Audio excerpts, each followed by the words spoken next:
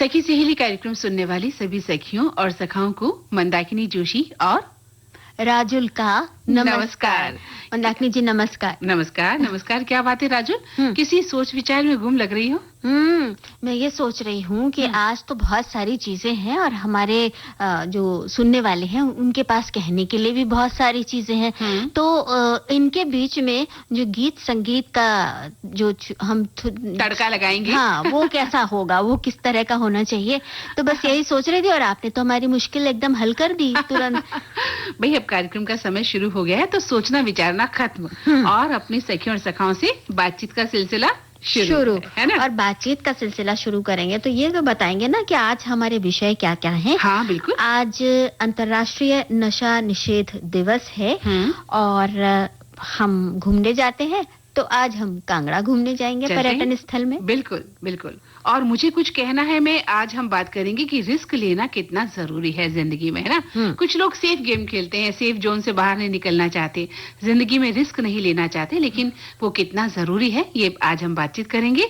और इसके अलावा बारिश में फर्नीचर की देखभाल कितनी जरूरी है, ये सब बातें जानना भी जरूरी है। लेकिन एक बात कहना चाहेंगे अपनी सखियों से कि मुझे कुछ कहना है, ये जो सेगमेंट है ये पूरा आप पर निर्भर है, हमारे सभी सखियों और सखाओं पर। वो लिखें अपनी बातचीत कि जिंदगी में उन्होंने कौन कौन से रिस्क लिए, कहां कहां जिंदगी में चुनौतियां आई और किस तरह से सेफ जोन से वो बाहर निकले। या कुछ लोग ऐसे भी हैं जो सिर्फ सेफ जोन में रहना चाहते हैं और बाहर नहीं निकलना चाहते, रिस्क नहीं लेना चाहते। उनके विचारों का हम इंतजार कर रहे हैं। और रिस्क लेने पर कभी जब धड़कते दिल से रिस्क लिया तो कुछ अच्छा परिणाम निकला, कभी कुछ बात बिगड़ी भी होगी और उस बार बिगड़ी बात को कैसे संभाला। तो अगर ऐसा कोई अनुभव हो तो वो भी हमें जरूर बताएं। बिल्कुल। और हम एक आपको गीत सुनवाएं। बिल्कुल सुनाते।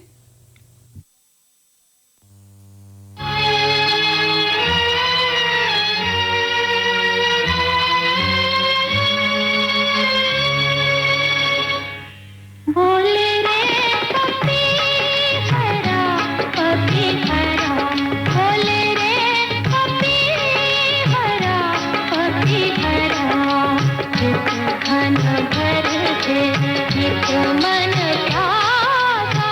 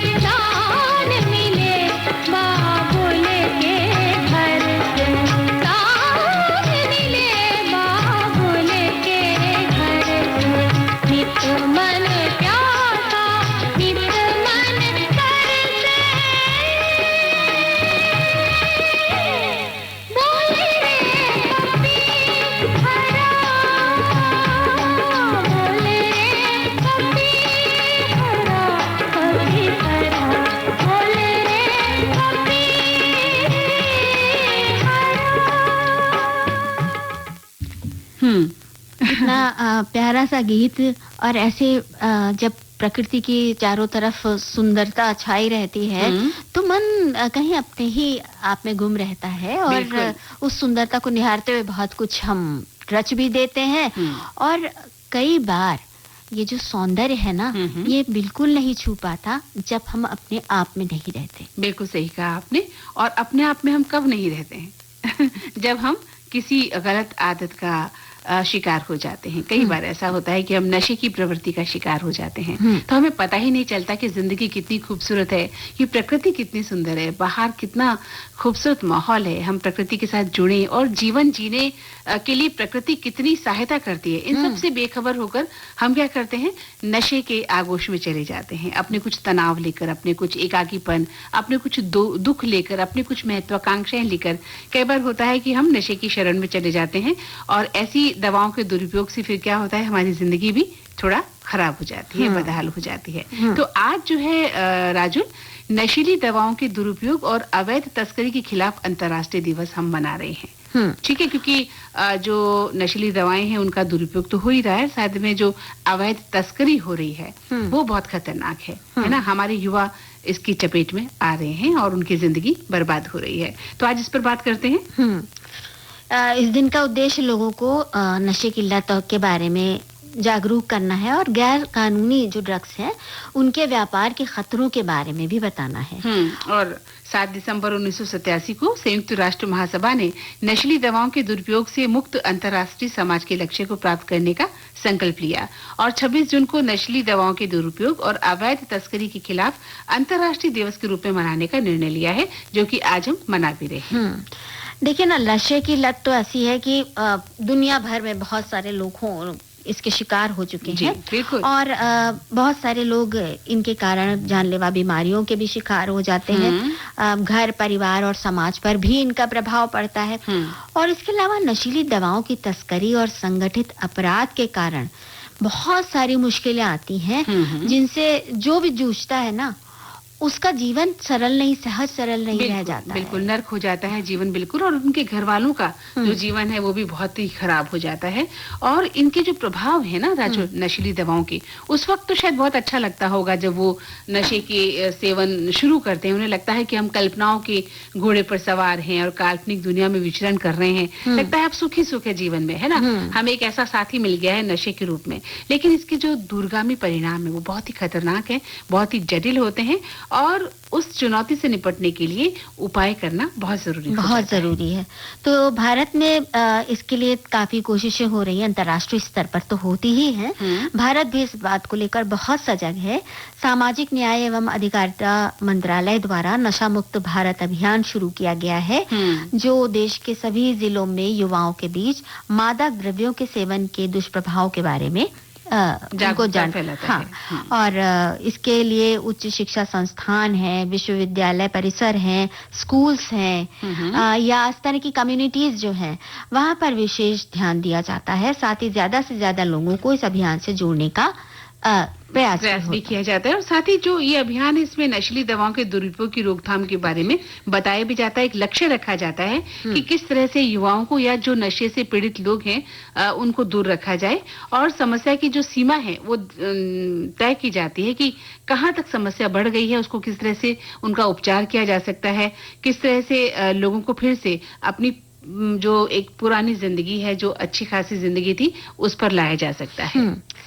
वैसे देखिए, हमारे बहुत सारे श्रोताओं ने भी लिखा है कि नशा निषेध दिवस के बारे में, कि किसी भी प्रकार का नशा, चाहे वो मदिरा हो या ड्रग्स हो या तंबाकू या गुटखा सेवन का हो या धूम्रपान का हो, शरीर के लिए बहुत नुकसानदेह होता है। ये एक ऐसी बीमारी है जो युवा पीढ़ी को लगातार अपनी चपेट में लेती है। गुजराती में एक मुहावरा है, नशो नाश नु मूल छे, मतलब शरीर के नाश का मूल कारण नशा ही है।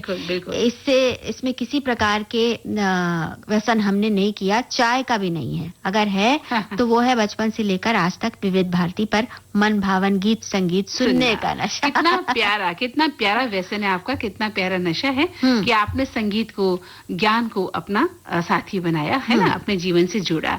और एक श्रोता लिखते हैं कि युवाओं में नशे की बढ़ती प्रवृत्ति गंभीर चिंता का विषय है और कई कारक इस प्रवृत्ति को बढ़ावा देते हैं, जिनमें सामाजिक दबाव है, मानसिक स्वास्थ्य है और भी बहुत सारी समस्याएं हैं, पारिवारिक समस्याएं भी शामिल है। नशे की लत से न केवल व्यक्ति और यह व्यक्तिगत जीवन बल्कि परिवार और समाज पर भी नकारात्मक प्रभाव पड़ता है और पूरे के पूरे परिवार जो है बर्बाद हो जाते हैं। बिल्कुल। देखिए ना, ये एक छोटी सी जिज्ञासा के साथ शुरू होती है कि अगर दोस्तों की ऐसी संगत मिल जाए तो पता चलता है कि कुछ कोई इस तरह के नशे का शिकार हो रहा है, तो शुरू में थोड़ा थोड़ा करके कि अरे नहीं मुझे तो नहीं होगा, लेकिन ये दवाइयाँ, ये नशा इतना खतरनाक होता है कि अगर आपने एक बार भी इस्तेमाल किया तो वो आपके शरीर में जगह बना लेगा। बिल्कुल जगह बना लेता है। और कई बार हम फैशन की इस दौड़ में भी जा रहे हैं आधुनिक समाज में, जहाँ सोचा जाता है कि आधुनिक समाज में फैशन है नशा करना, ड्रग्स लेना, है ना, मदिरा पान करना, सिगरेट पीना। तो जो युवा बच्चे हैं खासतौर से, वो बहुत जल्दी इन बातों के प्रभाव में आ जाते हैं और उनका जो परिणाम है फिर वो बहुत बुरा होता है, बहुत खतरनाक होता है।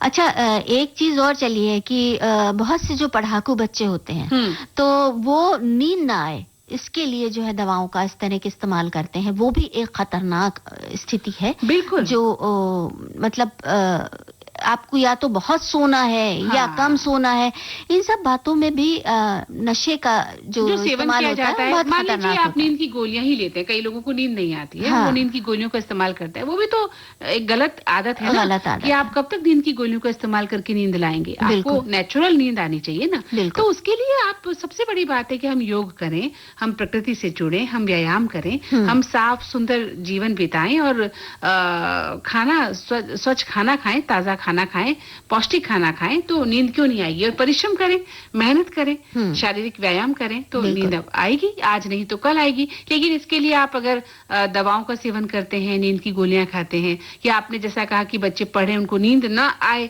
तो वो दवा लेते हैं, तो वो कितना उनके स्वास्थ्य पर प्रतिकूल प्रभाव डाल रही है, इसका पता उन्हें बाद में चलता है ना। तो इनसे हमें बचना है। आप सोना बहुत जरूरी है, नींद भी बहुत जरूरी है राजुल, बच्चों के लिए या बड़ों के लिए या बुजुर्गों के लिए। नींद अपनी जगह है और पढ़ाई अपनी जगह है। पढ़िए ना, पूरा 24 घंटा आपके पास है, उस 24 घंटे में आप अपना नींद का समय तय कीजिए और बाकी पढ़ाई कीजिए, है ना। और इस बात को अगर हम शुरुआत में रोक लें, अगर हम शुरुआत में ध्यान रखें, नजर रखें बच्चों पर, तो काफी हद तक स्थिति को संभाला जा सकता है। कुछ लक्षण नजर आते हैं, जैसे अचानक बच्चे बहुत चिड़चिड़े हो गए, बहुत गुस्सैल हो गए, या एकदम उदास से रहने लगे, या पैसों के लिए बहुत झूठ बोलने लगे, चोरी करने लगे। तो ये सब चीजें अलार्मिंग चीजें हैं जिन पर आपका ध्यान जाना चाहिए। और अगर बच्चे 24 आवर मोबाइल में ही रहते हैं या अपने दोस्तों के साथ ही रहते हैं, घर से बाहर ही रहते हैं, कमरे में बंद ही अपने आप को रखते हैं, तो माता पिता का फर्ज है कि बच्चों पर निगाह रखे कि बच्चा आखिर क्या कर रहा है, क्या देख रहा है, किन दोस्तों के संपर्क में है, और बाहर अगर मनोरंजन के लिए जा भी रहा है तो कहाँ जा रहा है, किस तरह की फिल्में देख रहा है ना, किस तरह के शौक है उसके मन में, क्या उसके मन में प्रश्न चल रहे हैं, किस तरह की बातें वो करता है। ये सारी बातें माता पिता को अपने युवा बच्चे के साथ, किशोर होते बच्चे के साथ जोड़नी होंगी, उनके साथ रहना होगा। और जो बड़े लोग हैं, जो उम्र दराज हैं, अगर वो भी नशे की लत का शिकार हैं, तो फिर इससे ज्यादा बुरी बात और क्या हो सकती है। वहां उनके अपने बुजुर्ग माता पिता दुखी हैं, उनकी पत्नी, उनके बच्चे दुखी हैं। कई बार जो प्रौढ़ इंसान है वो भी नशे की प्रवृत्ति के शिकार हैं, तो उन घर का हाल देखिए ना, उनके बच्चे दुखी रहते हैं, उनकी पत्नी दुखी रहती है, और घर के लोग तो दुखी रहते हैं, क्योंकि नशा तो बहुत ही बेकार चीज है ना भाई। नशा करना है तो जैसे कि हमारे एक श्रोता ने कहा, संगीत का, विविध भारती सुनने का नशा है। आप लोगों में प्यार बांटने का नशा आपको हो जाए तो क्या बात है। आप किताबें पढ़िए, किताबों का नशा अच्छा हो जाए, खाना खाइए, अच्छी बातें करिए, हंसिए, हंसाइए, और हमारी तरह ये प्यारा सा गीत सुनिए।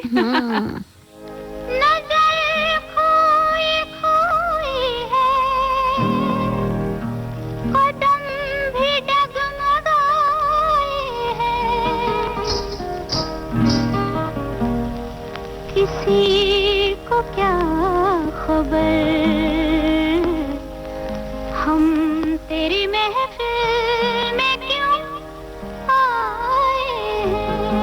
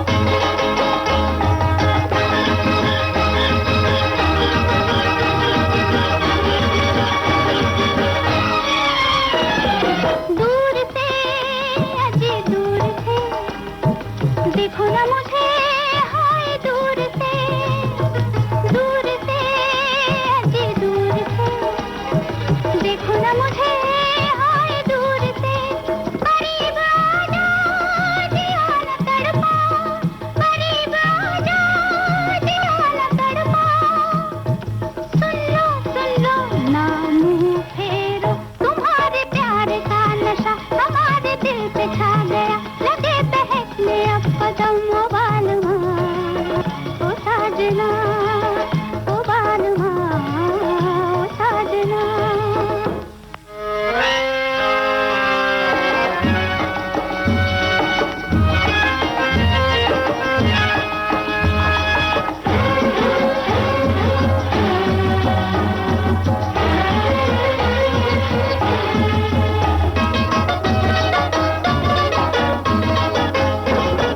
मान जा पिया मान जा, लगे न जिया हाय मान जा पिया मान जा, लगे न जिया हाय मान जा। न नींद आती है न जान जाती है, न नींद आती है न जान जाती है। छोड़ो छोड़ो जी हद छोड़ो, तुम्हारे प्यार का नशा हमारे दिल पे छा गया, लगे बहकने अब कदम ओ बालमा, ओ साजना, ओ बालमा, ओ साजना।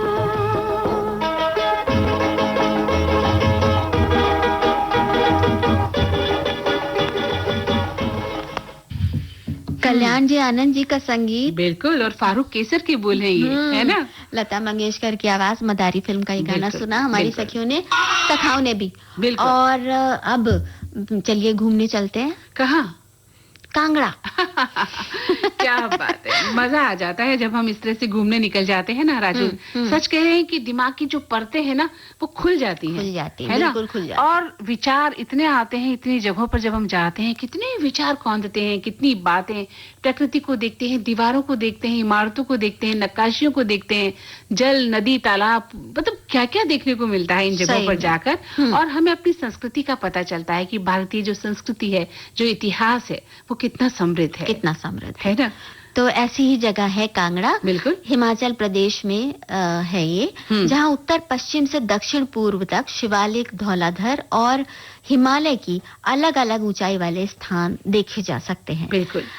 पुराने समय में कांगड़ा को नगरकोट कहा जाता था। कहते हैं कि कांगड़ा मूल रूप से प्राचीन त्रिगर्ता यानी जालंधर का एक हिस्सा था, जिसमें सतलुज और रावी के बीच वाला क्षेत्र शामिल था। चीनी यात्री आए थे यहाँ पर, हुनसांग, हाँ, जिन्होंने हर्षवर्धन के शासनकाल के दौरान भारत का दौरा किया था। उन्होंने यात्रा संस्मरण में अपने इस क्षेत्र के कई शासकों के बारे में लिखा भी था। बिल्कुल। और बहुत सारे राजाओं के शासन काल की जो स्मृतियां हैं सजोए हुए, और अनेक बार आक्रमण झेलकर आज भी जो कांगड़ा है वो अपना आकर्षण बनाए हुए है, और अपनी प्राकृतिक सुंदरता है या उनका जो ऐतिहासिक महत्व है और जो साहसिक पर्यटन के लिए ये आज भी जाना जाता है। तो अब बात होती है कि हम यहाँ कब जाएं। अक्सर ये सवाल उठता है कि किस महीने में इन स्थलों पर जाना चाहिए। तो जब कांगड़ा की बात चल रही है तो सितंबर से जून का जो समय है वो कांगड़ा में घूमने के लिए सबसे अच्छा समय माना जाता है।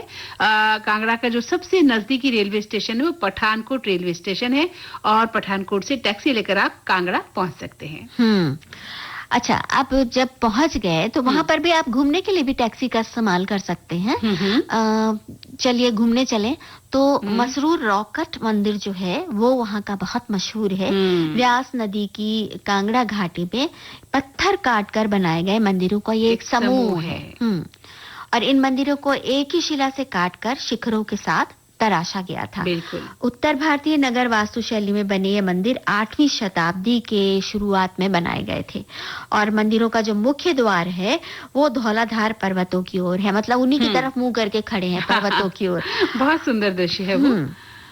और कांगड़ा आए हैं तो बीड़ बिलिंग, हाँ, यहाँ पे भी हम जरूर घूमेंगे। देखिए, बिलिंग जो पैराग्लाइडिंग के लिए टेक ऑफ साइट है और लैंडिंग साइट बीड़ है। सामूहिक रूप से इसे बीड़ जो है बिलिंग कहा जाता है। तो बीड़ जो है राजुल एक गांव है जिसे भारत का पैराग्लाइडिंग कैपिटल के नाम से, के जो नाम है ई से भी इसको जाना जाता है। और इसके अलावा इको टूरिज्म की बात करें, आध्यात्मिक अध्ययन यहाँ है और ध्यान के लिए भी बीड़ बहुत ज्यादा मशहूर है। यहाँ पे बहुत सारे बौद्ध मठ हैं, एक बड़ा स्तूप है और जो सबसे बड़ी बात है ना मंदाकिनी जी, यहाँ तिब्बती बहुल संस्कृति के दर्शन होते हैं। ऐसा ही एक जगह है त्रियुंड। ये एक बहुत लोकप्रिय ट्रैकिंग स्थान है जहाँ हर साल दुनिया भर से बहुत सारे पर्यटक आते हैं। त्रियुंड ट्रैक को एक शांत ट्रैक माना जाता है। यहाँ पर किसी भी उम्र के लोग आसानी से ट्रैकिंग कर सकते हैं। ये बात है। बिल्कुल, आपने बहुत अच्छी जानकारी दी है। और भी बहुत जगह है जहाँ हम देखने जा रहे हैं, लेकिन थोड़ी सी थकान नहीं हो गई है? हाँ, तो गाना सुन लेते हैं। बिल्कुल, थोड़ा पड़ाव ऐसा है ना जहाँ पर हम थक गए हैं। गाना सुनकर फिर से चलते हैं।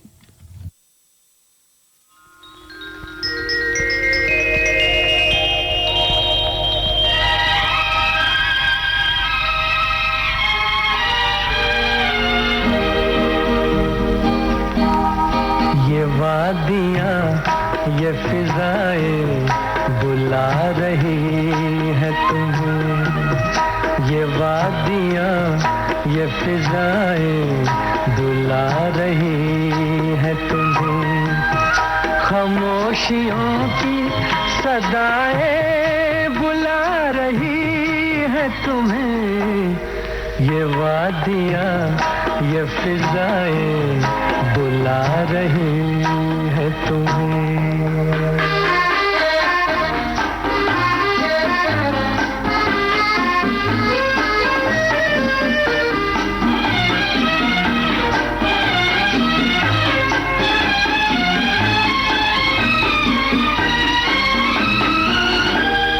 तुम्हारी जुल्फों से खुशबू की भीख लेने को झुकी झुकी सी घटाएं बुला रही है तुम्हें।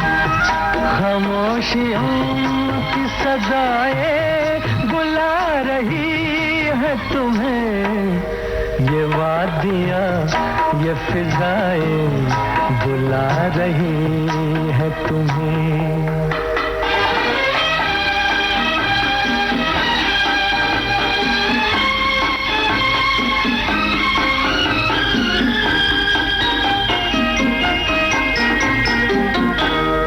हसीन चंपई पैरों को जब से देखा है, नदी की मस्त अदाएं बुला रही है तुम्हें। खामोशियों की सदाएं बुला रही है तुम्हें।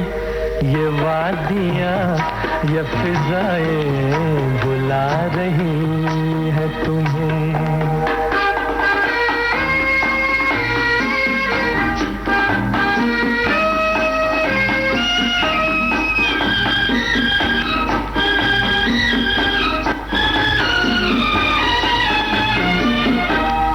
मेरा कहा न सुनो, इनकी बात तो सुन लो।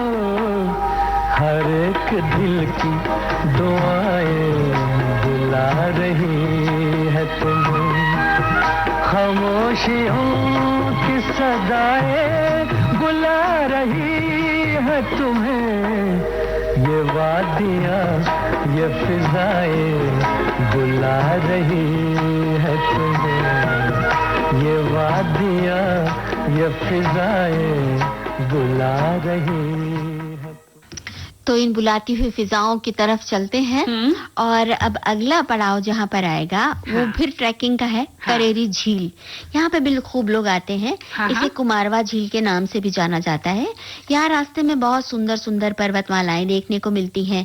झील के आसपास का जो नजारा है वो बहुत ही सुंदर है। सब प्रकृति ने जैसे लगता है खुले हाथों अपना सौंदर्य यहाँ पे बैठा है। और झील अक्सर दिसंबर से मार्च अप्रैल तक बर्फ से जमी हुई रहती है।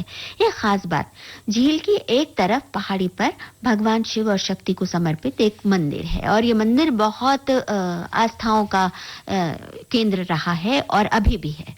हाँ, बिल्कुल सही कह रही हो। और अगर हम देखें ओक, देवदार और महाचली जंगलों के बीच में तो क्या कहोगी? कांगड़ा किले की तरफ चलते हैं। कांगड़ा किला हिमालय के सबसे बड़े किलों में से एक है और भारत का सबसे पुराना किला है। किले का निर्माण कटोच वंश के राजपूत परिवार ने कराया था शहर के बाहरी इलाके में स्थित ये विशाल किला इतिहास में एक महत्वपूर्ण स्थान रखता है। ये किला हजारों सालों की भव्यता, आक्रमण और युद्ध का साक्षी रहा है मंदाकिनी जी। तो भाई ये जो बात है ना, ये किसी जगह को अपने आप में बहुत समृद्ध कर देती है। बिल्कुल, और अब आप कहाँ चल रही हैं? पालमपुर के चाय बागानों की सैर के लिए? अरे वाह, क्या बात है, तुमने तो मेरी पसंद की बात कर दी है। चाय पीने का शौक मुझे बहुत है, तो चाय बागानों की सैर बहुत करनी जरूरी है।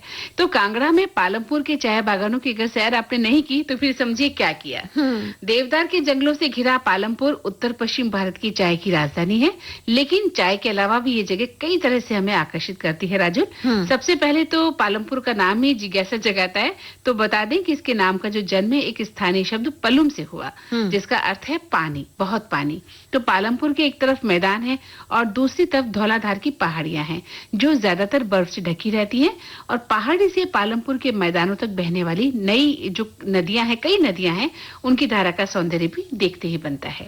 तो मतलब एक तरफ पहाड़ और ये, और एक तरफ बातें घूमना और दूसरी तरफ ब्रेक। तो पहले ब्रेक ले लेते हैं, फिर आते हैं।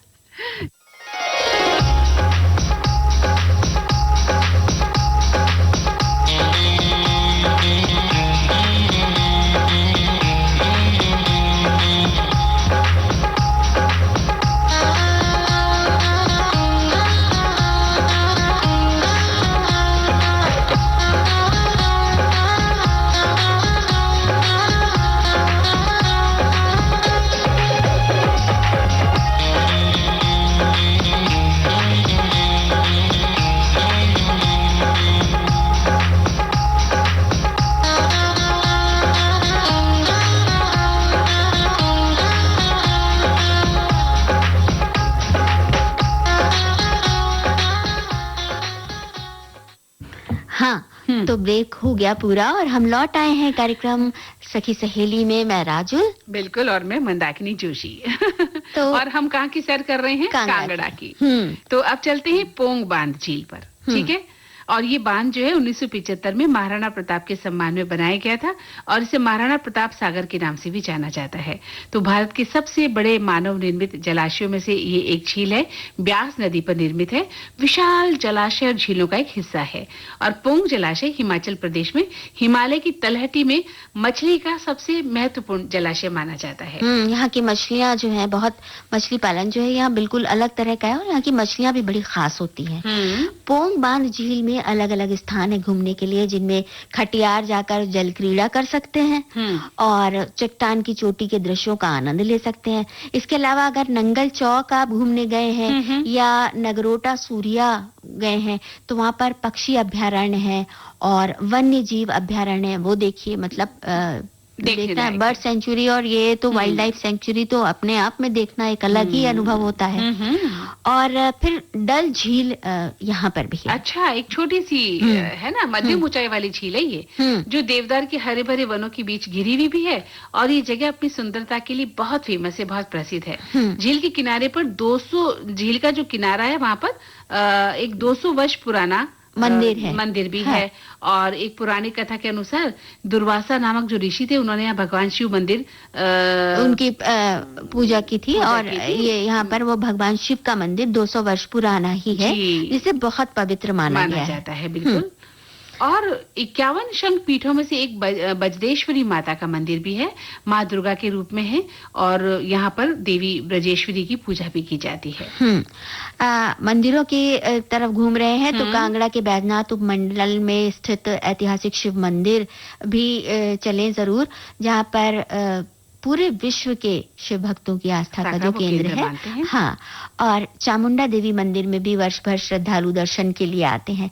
इसके अलावा बहुत खास है ज्वाला देवी मंदिर, वो आस्थाओं का केंद्र है। यहाँ पृथ्वी के गर्भ से निकाल रही 9 ज्योतियों की पूजा होती है।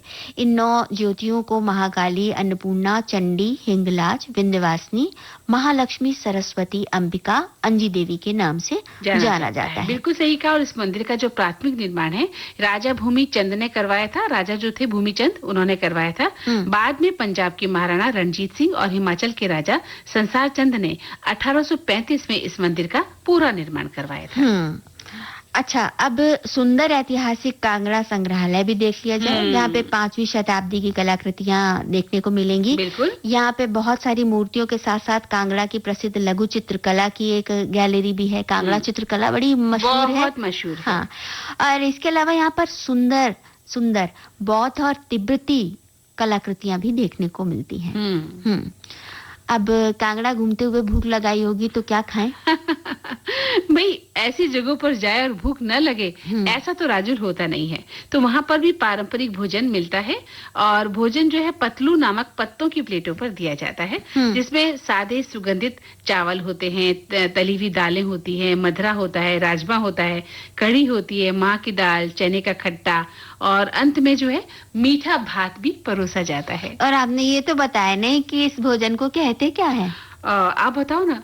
इसको कहते हैं कांगड़ी धाम। कांगड़ी धाम, क्या बात है। तो कांगड़ी धाम में खास तरह का भोजन जरूर खाएं, और हम अपने सुनने वालों को एक गीत सुनवाएं। बिल्कुल सुना दें।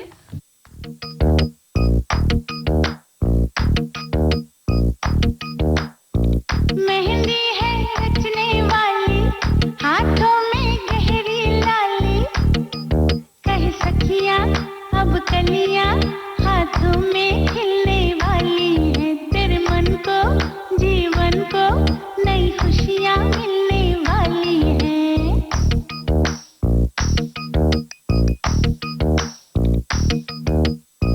मेहंदी है रचने वाली, हाथों में गहरी लाली, कह सखियां अब कलियां हाथों में खिलने वाली है, तेरे मन को जीवन को नई खुशियां मिलने वाली है।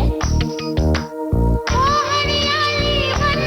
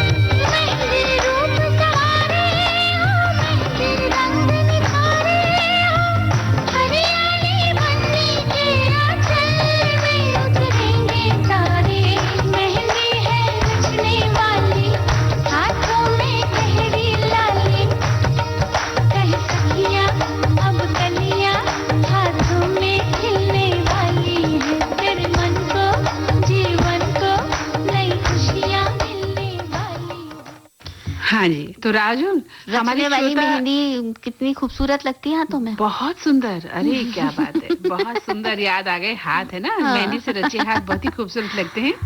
और इस पर कभी बात करेंगे कि मेहंदी लगाना, मेहंदी किस तरह से लगाई जाती है, या हमारे श्रोता या हमारी सखियां किस तरह से अपने हाथों पर मेहंदी रचाती हैं, कौन सी डिजाइन लगाती हैं, इस पर भी कभी बात करेंगे सखियों से।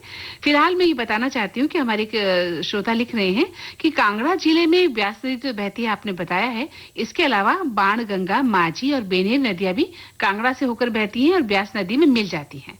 और कहते हैं कि कांगड़ा घाटी से होकर बहने वाली एक प्रमुख नदी है जो इस क्षेत्र की सिंचाई करती है, बाणगंगा। ब्यास नदी की महत्वपूर्ण सहायक नदी है ये, जो धौलाधार पर्वत से निकलती है और कांगड़ा किले से होकर बहती है। माझी और बेनेर जो है, ये नदियां भी धौलाधार पर्वत से निकलती हैं और ब्यास नदी में मिल जाती हैं, और ये नदियां कांगड़ा जिले के भूगोल और कृषि के लिए बहुत ही महत्वपूर्ण है। बहुत अच्छी जानकारी इन्होंने हाँ। दी है। और हमारे एक साथी कह रहे हैं कि आप पालमपुर बोल रहे हैं और मुझे अपने शहर का नाम सुनाई दे रहा है, पालनपुर, पालनपुर। अरे पालमपुर बोल रहे हैं भाई। और एक साथी कह रहे हैं कि कांगड़ा की चाय बहुत पी है हमने। तो भाई तरह तरह की बातें हो रही है। अभी पानी का खूब जोर बंधा हुआ है, तो अभी नदियों की बातें हमने की हैं और बारिश का मौसम भी है, तो बारिश में फर्नीचर की देखभाल को लेकर हमारे साथियों ने बहुत कुछ कहा है। हाँ। क्या बिल्कुल क्या कहा है राजू। देखिए, दो बातें हैं, एक तो कि कुछ शहरों में तो बारिश खूब धुआंधार हो रही है, लेकिन कई जगह अभी भी जो है गर्मी ने अपना जो है रौद्र रूप दिखाना नहीं छोड़ा है। कुछ जगह वहां पर भी बारिश हुई है, लेकिन हाँ, हमारे श्रोता जो है बारिश की पूर्व तैयारी कर रहे हैं कि बारिश अब आने वाली है या मानसून उनके शहर में आने वाला है, तो किस तरह से वो पूर्व में तैयारी करके रख रहे हैं। तो उसमें से एक देखभाल फर्नीचर की भी उन्हें करनी होती है कि बारिश में हम फर्नीचर की देखभाल कैसे कर सकते हैं।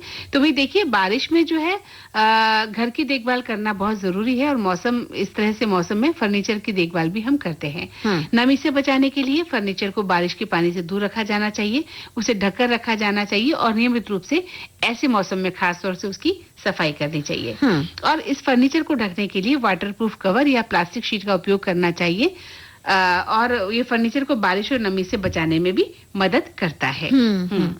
और देखिए ना, हमारे श्रोताओं ने भी बहुत सारे टिप्स लिखकर भेजे हैं कि गीली दीवारों के संपर्क में ना आए फर्नीचर। हाँ। ऐसी जगह पर रखें, और खिड़कियों, बैल्कनी या किसी भी ऐसी जगह से दूर रखें जहां पानी आ सकता है। और फर्श की नमी से बचाने के लिए फर्नीचर को कोस्टर लगा दे नीचे। अच्छा। या फिर राइजर है की मदद से थोड़ा ऊपर उठा के रखना चाहिए। और कहते हैं कि नियमित रूप से सफाई करें। लकड़ी के फर्नीचर को सूखे कपड़े से साफ करें। मतलब अब इस मौसम में उसको गीले कपड़े से साफ नहीं करना है, वैसे भी नहीं करना चाहिए लकड़ी के फर्नीचर को तो गीले कपड़े से, लेकिन कभी कभार हम एक हल्का गीला कपड़े में रखकर हम पोंछ लेते हैं, तो ऐसे मौसम में बिल्कुल नहीं करें, सूखे कपड़े से साफ करें।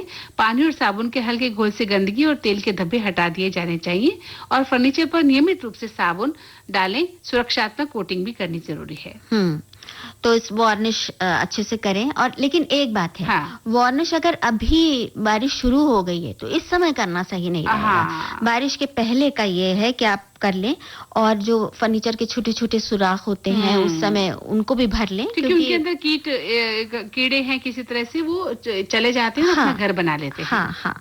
और इसके साथ ही साथ जो नमी सोख ले, जैसे सिलिका जेल पैकेट है, या चारकोल का वो होता है ना, या नेपथलीन बॉल्स, ये वो डालने। हाँ, ये जरूर डालें। और दराज, अलमारियां और अन्य बंद स्थानों में इन सब चीजों को रखा जा सकता है। ये हमारे श्रोताओं ने बताया है। बिल्कुल, हमारे श्रोता ये भी लिखते हैं कि बारिश के मौसम में फर्नीचर की देखभाल के लिए उसे बारिश के पानी और नमी से तो बचाना जरूरी है।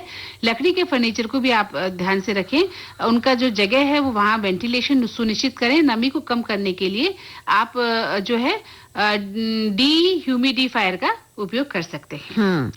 और बारिश में लकड़ी के फर्नीचर फूलने लगते हैं, तो ऐसी स्थिति में नमी दूर करने के लिए नीम के सूखे पत्ते या नमक का प्रयोग हम कर सकते हैं। इसके साथ ही बारिश में फर्नीचर को दीवार से दूर करना चाहिए, ये तो बताई दिया है। और ये कीटनाशक डिओडोरेंट जो है, आप इस्तेमाल कर सकते हैं, इसलिए क्योंकि बारिश में फंगस वंगस का बहुत ज्यादा होता है। तो कपूर की गोलियां रख लीजिए। बिल्कुल रख सकती हैं। और जैसे फर्नीचर की जब हम बात कर रहे हैं, खासतौर से लकड़ी का फर्नीचर है, तो देखिए घर के दरवाजों का भी हमें ध्यान रखना चाहिए राजुल। घर के दरवाजे भी ऐसे समय में फूल जाते हैं, टेढ़े मेढ़े हो जाते हैं, है ना, उनका भी ध्यान रखना चाहिए। बहुत दिक्कत आती है बारिश के इस मौसम में, और पानी से उन्हें बचा कर रखना चाहिए। तो घर का फर्नीचर है या दरवाजे हैं, पानी से बचें ज्यादा से ज्यादा।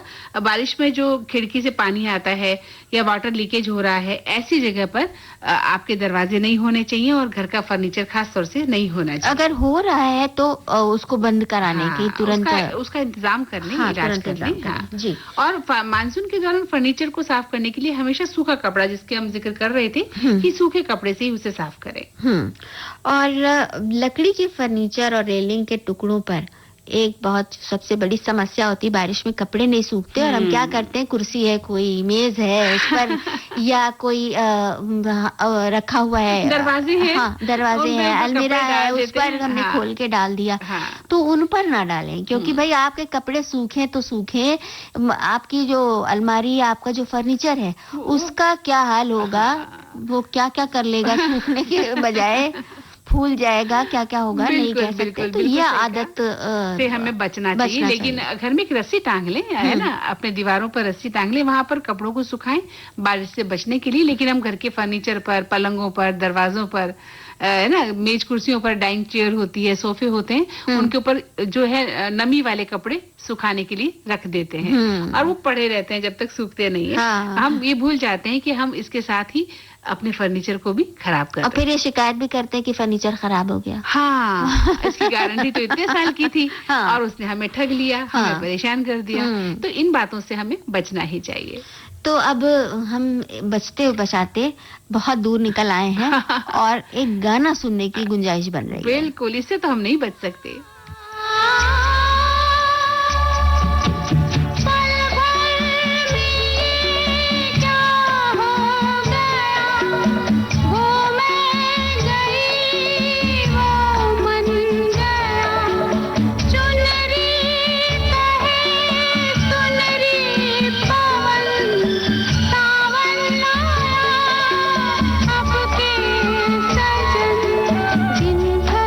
मुझे यूं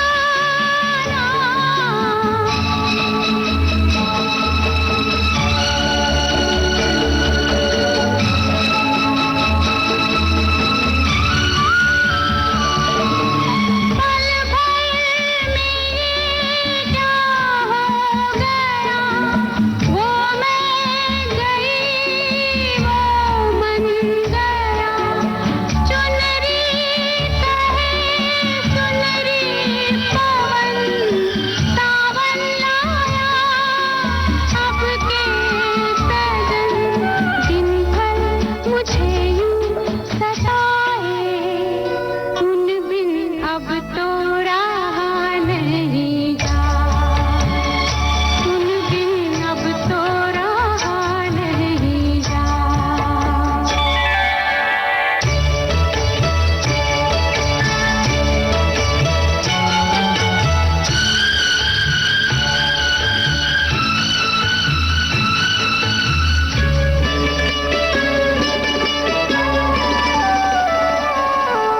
आई बहारें सिमट के, कहने लगी वो लिपट के, चोरी चोरी चलो गोरी, थामे हुए भैया मोरी, मिल जाएगा तुमको वही दीवाना।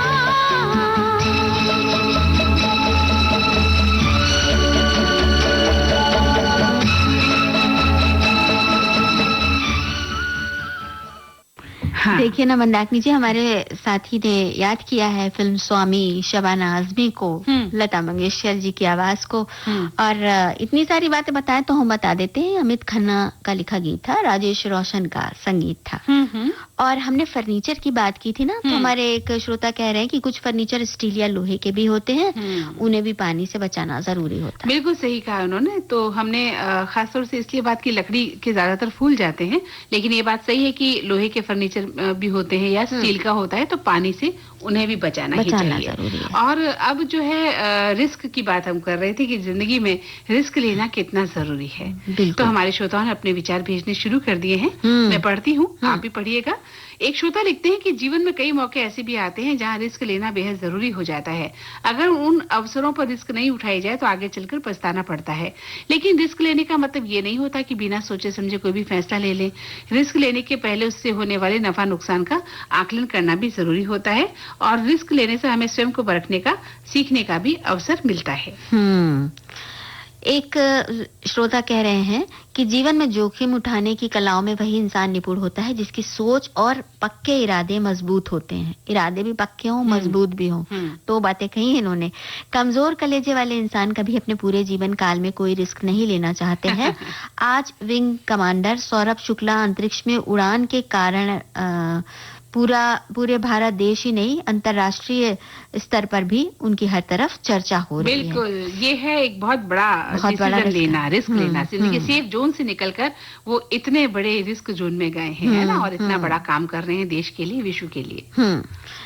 तो भाई इस तरह का रिस्क भी बहुत सारे लोग लेना पसंद करते हैं। जैसे कुछ लोग ट्रैकिंग पर जाते हैं, या ये तो जो विंग कमांडर सौरभ शुक्ला की बात हो रही है, ये तो बहुत ही बड़ा चैलेंज है। लेकिन आम जीवन में भी जब तक हम सेफ जोन से बाहर नहीं निकलते, तब तक हम जिंदगी की चुनौतियों का सामना नहीं कर पाते हैं। देखिए ना, कई बार ये भी होता ना कि शादी के बाद ऐसा लगता है कि अरे कुछ तो गड़बड़ है, बिल्कुल वो नहीं हो पा रहा है, हमारा सामंजस्य नहीं हो पा रहा है। वो तब तक नहीं हो पाता सामंजस्य जब तक हम अपने कंफर्ट जोन से बाहर निकल के उस दूसरे जो इलाके में है वहाँ पर जाकर एडजस्ट नहीं होते, क्योंकि सारी दिनचर्या आपकी बदल जाती है ना। आप जिस तरह से सोते हैं, उठते हैं, खाते हैं, पीते हैं, दूसरे घर जाकर वो बिल्कुल चेंज मिलता है। तो वो कंफर्ट जोन से आप बाहर आते हैं तो आपको परेशानी होती है, है ना। तो उस जोन में जाकर जब आप एडजस्ट होते हैं, तब जाकर आपको समझ आता है कि ये जिंदगी का असली रूप है। तो हमारे श्रोता लिखते हैं कि रिस्क लेने के कई नए अवसर होते हैं, आत्मविश्वास बढ़ता है, व्यक्ति विकास के पथ पर बढ़ता है। रिस्क लेने के नुकसान भी है, असफलता या निराशा का सामना भी करना पड़ता है। कई बार सफलता प्राप्त करने के लिए भी रिस्क लेना पड़ता है, और रिस्क लेने से पहले उनके संभावित परिणामों पर विचार करना और सावधानी से योजना बनाना बहुत जरूरी होता है। और हमारी एक श्रोता बता रही है कि शादी के बाद मैंने देखा कि कैसे रिस्क लिया जाता है, ये खूब देखने को मिला। श्रीमान जी का बिजनेस होने के कारण उनके लिए मामूली बात हो जाती है, क्योंकि बिना रिस्क लिए हुए बिजनेस आगे बढ़ता नहीं, इसलिए रिस्क तो लेना पड़ेगा। तो बिल्कुल लेना पड़ता है। और एक श्रोता लिखते हैं कि किसी काम को करने में रिस्क लेना मतलब उस काम से जुड़े संभावित नुकसान या खतरों के बावजूद उस काम को फिर भी करना है, फैसला लेना है। ये एक साहसिक कार्य हो सकता है, लेकिन सफलता के लिए कभी-कभी जोखिम उठाना जरूरी होता है। और एक और श्रोता कह रहे हैं कि मैं अपनी बात करूं तो मैं एक बिजनेसमैन हूं, मुझे हर कदम पर रिस्क लेना होता है। नई टीम बाजार में आई तो वो खरीदने पर नया आइटम बाजार में आया तो वो खरीदने पर बिकेगा या नहीं बिकेगा। कोई ग्राहक को उधार बाकी में माल बेचा तो वो बाद में पैसे आएंगे या नहीं आएंगे। बारिश में माल सामान भीग जाया करता है तो उसका रिस्क। कई बार दुकान में चोरी होती है। ऐसी छोटी छोटी बातों का कई रिस्क होता है जिसे कि लेना ही पड़ता है। बिल्कुल, तो ये बिल्कुल, तो है। बिल्कुल सही कहा। और वहीं एक श्रोता लिखते हैं कि जीवन में सभी रिस्क लेते हैं, कोई छोटा तो कोई बड़ा। जो छोटा रिस्क लेता है उसका रिस्क किसी को पता नहीं चलता, जबकि जो बड़ा रिस्क लेता है वो इतिहास बन जाता है और उसका रिस्क कई सालों तक जाना जाता है। इसीलिए रिस्क को सभी लेते हैं, लेकिन अलग अलग तरीके से जिंदगी में रिस्क लिया जाता है। और हम एक गाना सुनने का रिस्क ले लें। वो तो एक अच्छा काम है।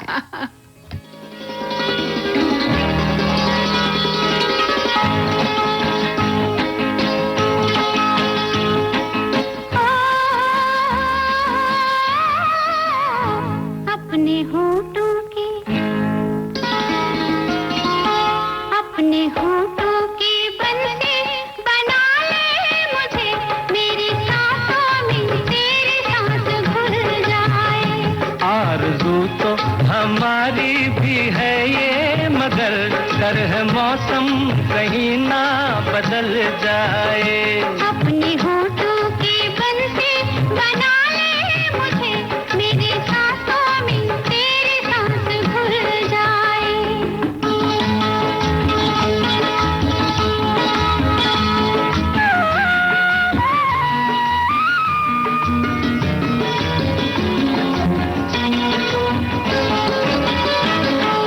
देखा तुझे चढ़ा ये कैसा नशा, चलिए कैसी हवा, भूले हम घर का पता हो।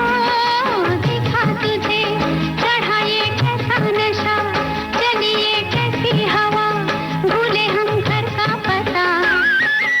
अब तो नहीं हमसे होना जुदा, अपनी बाहों का घूंघट उड़ा दे मुझे, प्यार की ये नाडोली निकल जाए। आरज़ू तो हमारी भी है ये, मगर डर है मौसम कहीं ना बदल जाए।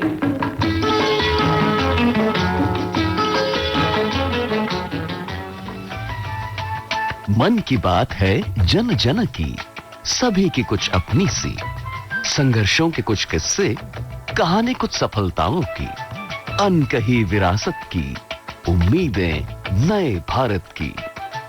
महीने के आखिरी रविवार का रहता है इंतजार, मलयाचल के आंचल से विंध्याचल के आंगन तक, ब्रह्मपुत्र के घाट से हिमालय के विस्तार तक होती है मन की बात प्रधानमंत्री के साथ।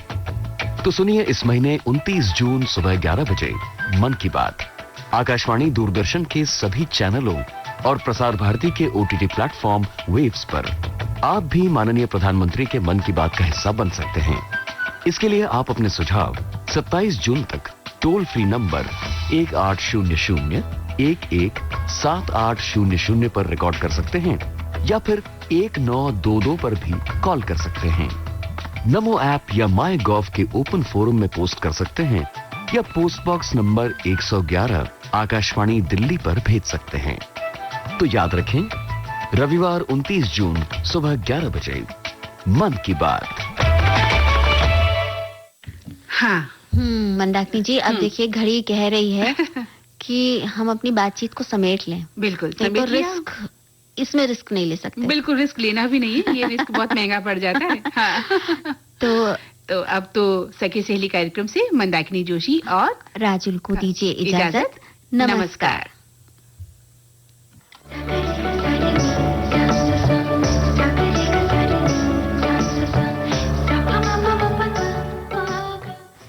सखी सहेली कार्यक्रम की प्रस्तुतकर्ता अनुश्री पाठक। सहेली।